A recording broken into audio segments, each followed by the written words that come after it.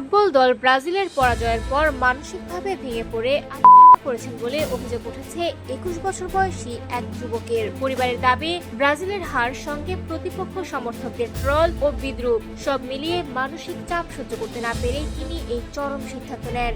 সোমবার ৬ জুলাই সকালে উপজেলার কয়া ইউনিয়নের গোড়াইহাট এলাকায় এই ঘটনা ঘটে। নিহত রতন স্থানীয় হোসেন মিস্ত্রির ছেলে। পেশায় তিনি ছিলেন একজন শ্রমিক। মাত্র ২ মাস বয়সী একটি সন্তান রেখে না ফেরার দেশে চলে গেলেন এই তরুণ। পরিবারের সদস্যরা জানান, রোববার রাতে ব্রাজিলের পরাজয়ের পর থেকেই রতন খুবই হতাশ ছিলেন। তিনি কারো সঙ্গে তেমন কথা বলছিলেন না।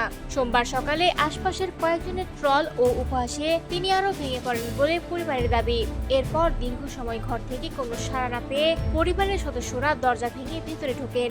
সেখানে তাকে ঘরের আড়ার সঙ্গে ঝুলন্ত অবস্থায় দেখতে পান। দ্রুত স্থানীয় হাসপাতালে নেওয়া হলে চিকিৎসক তাকে মৃত ঘোষণা করেন।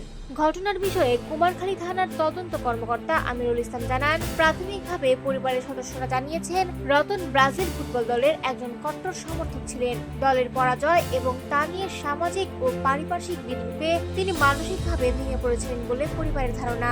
তবে ঘটনার প্রকৃত কারণ নিশ্চিত করতে আইন শৃঙ্খলা বাহিনী বিষয়টি খতিয়ে দেখছে।